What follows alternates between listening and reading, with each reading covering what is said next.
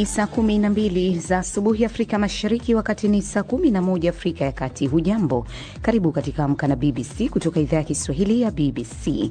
Mimi ni Martha Saranga. Katika Amka na BBC asubuhi hii, Rais wa Ukraine Volodymyr Zelensky afanya mazungumzo na wajumbe wa Marekani kuhusu namna ya kumaliza vita na Urusi.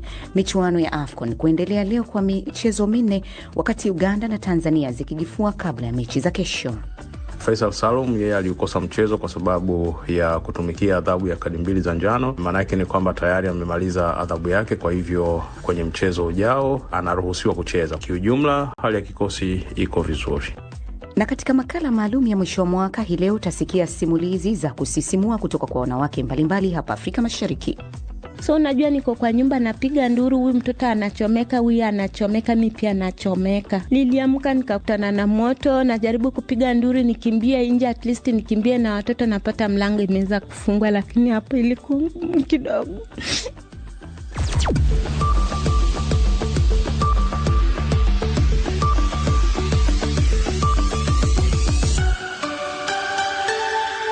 Kwanza ni muhtasari wa habari za dunia.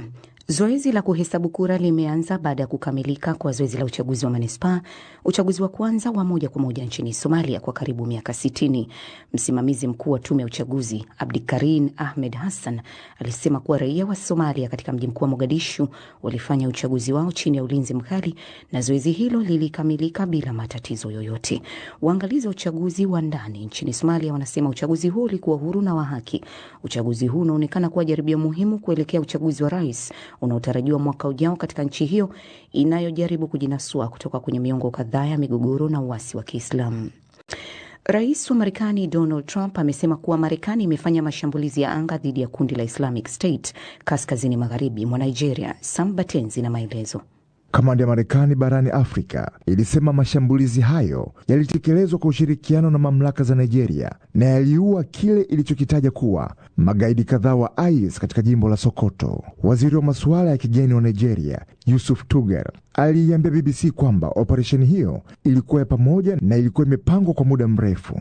Alisisitiza kuwa mashambulizi hayo hayakuwa na uhusiano wowote na dini, akisema magaidi hao wanaua wa Nigeria bila kujali imani zao. Akiandika kwenye mitandao ya kijamii, Rais Trump alisema ICC ilikuwa ikilenga na kuwaua kikatili hasa Wakristo wasio na hatia. Mnamo Oktoba, Rais Trump alitishia kuingilia kati nchini Nigeria iwapo nchi hiyo ingeshindwa kukomesha ghasia dhidi ya jamii ya Kikristo. Rais wa Ukraine Volodymyr Zelensky amesema kuwa amefanya mazungumzo ya takriban saa moja na mjumbe wa Rais Trump Steve Witkoff pamoja na mkwe wa rais huyo Jared Kushner kuhusu namna ya kumaliza vita na Urusi. Katika ujumbe alioandika kwenye mitandao ya kijamii, Bwana Zelensky alisema mazungumzo hayo yalikuwa mazuri na kwamba walijadili baadhi ya mawazo mapya na ratiba za utekelezaji. Kiwanda cha kusafisha mafuta kilicho karibu na mpaka wa Ukraine ni muhimu kwa usambazaji wa mafuta yanayotumiwa katika operesheni za kijeshi za Urusi katika maeneo ya mashariki mwa Ukraine yaliyo chini ya uvamizi. Na rais wa zamani wa Brazil Jair Bolsonaro ameunga mkono azma ya mwanawe Flavio Bolsonaro kugombea urais katika uchaguzi wa mwaka ujao. Flavio Bolsonaro alisoma hadharani ujumbe wa baba yake mbele ya hospitali ambako rais huyo wa zamani anahudumiwa baada ya kufanyiwa upasuaji wa henia. Hii ni BBC.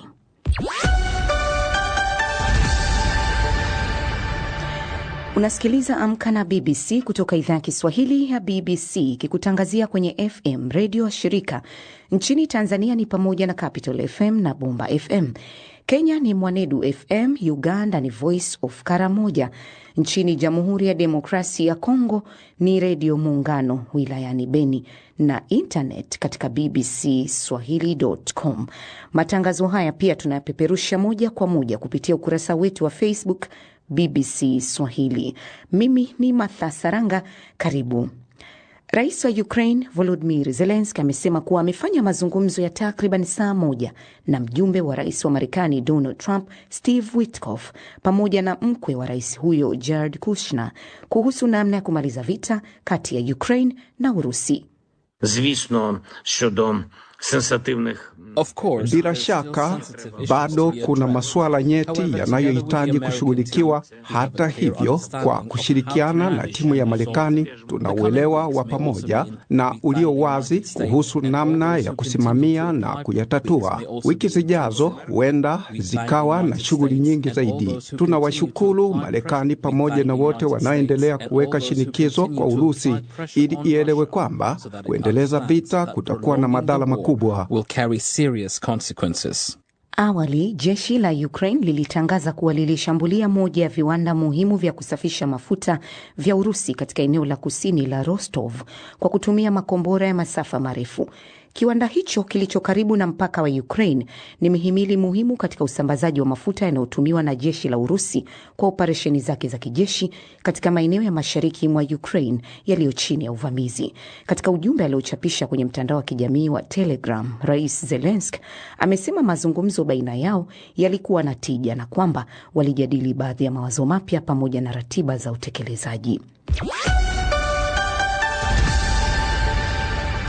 Msikilizaji, leo ikiwa ni siku ya pili ya sikukuu ya Christmas, kiongozi mkuu wa kanisa Katoliki duniani Papa Leo ametumia hotuba zake mbili za siku ya Christmas kutoa wito wa amani na kulaani vita, akitaja hasa mzozo kati ya Urusi na Ukraine pamoja na hali ya kibinadamu huko Gaza. Katika ujumbe wake wa Urbi et Orbi uliotolewa katika uwanja wa Mtakatifu Petro, amesema kuwa Moscow na Kiev zinapaswa kuwa na ujasiri wa kufanya mazungumzo ya moja kwa moja.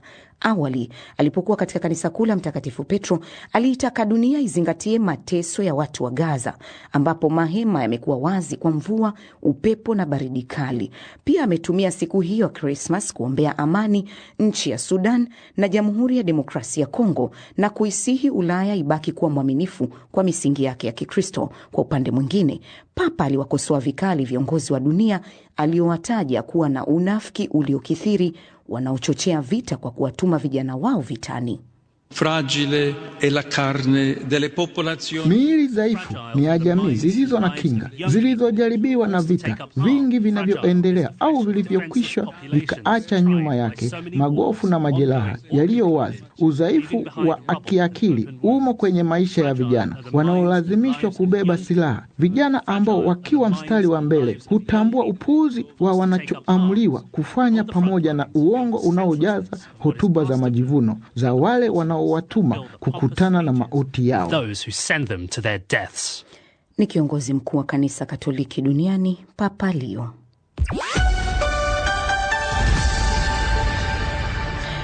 Baada ya mapumziko ya jana ya sikukuu ya Christmas, michuano ya AFCON itaendelea tena leo kwa michezo minne kuchezwa, huku wawakilishi wa Afrika Mashariki, Uganda na Tanzania wakiendelea kujifua vikali kabla ya kushuka dimbani hapo kesho.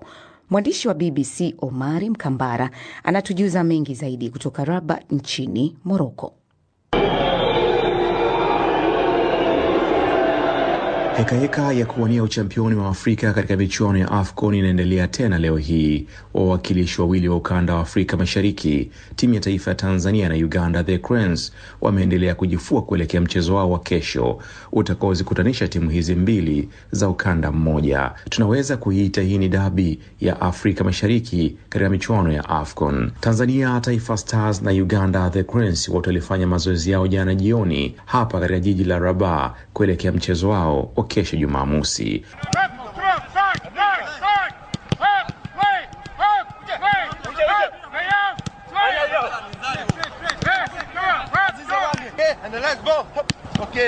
Kuna baadhi ya wachezaji wa Tanzania bado wanakabiliwa na majeraha, akiwemo goalkeeper Yakubu Suleiman.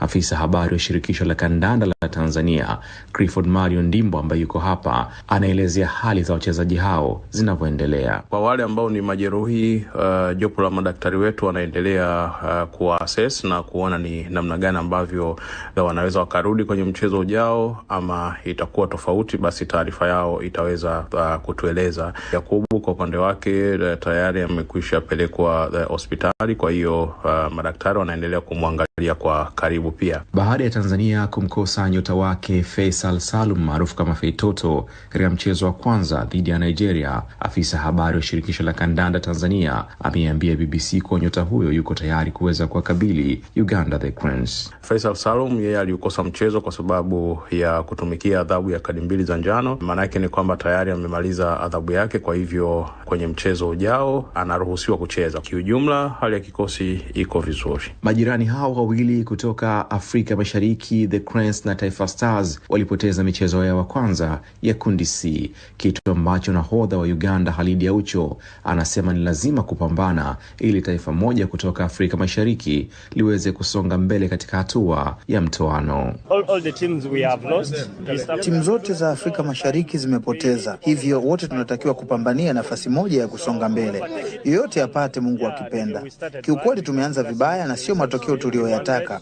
Nafikiri mchezo unaofuata tutafanya vizuri. Tutarekebisha makosa yetu kwa sababu mpira ni mchezo wa makosa. Tutapata matokeo na kuwafanya mashabiki wetu wafurahi. Leo kutapigwa michezo 4 ya mwendelezo wa michuano hii ya kombe la mataifa ya Afrika. Angola watakuwa Stade de Marrakech kwa kabili Zimbabwe. Mechi hii ikichezwa saa 9:30 kwa saa za Afrika ya Mashariki. Mabingwa wa kihistoria wa michuano hii ya AFCON, Misri, watashuka dimbani saa 12 jioni kwa kabili Afrika Kusini almaarufu kama Bafana. Saa 2:30 kwa saa za Afrika Mashariki, Zambia Chipolopolo watakuwa nakipiga na Comoros. Nao wenyeji Morocco watakuwa na shughuli pevu dhidi ya Mali, mchezo ukichezwa kwenye dimba la Prince Moulay Abdullahi majira saa 5 usiku kwa saa za Afrika ya Mashariki. Okay, good ball. Yes, okay. Come on, Nanny, I wait for you. Hop like, get it. Okay, good. Come on, Nanny, hop like. Come on, control and kick now. Hop. Okay. Good. Kila laheri kwa Afrika Mashariki. Asante Omari Mkombara. Mwalimu Matayo Wadi na kuona katika ukurasa wa BBC Swahili wa Facebook kutoka Igoma jijini Mwanza. Unasema unawapongeza Watanzania wote kwa kusherehekea salama siku kuu ya Christmas na unawatakia maandalizi mema ya kupokea mwaka mpya 2026. Unasema Trump akimaliza Nigeria aangalie DRC, wa Kongo wanapaswa kuwa na amani.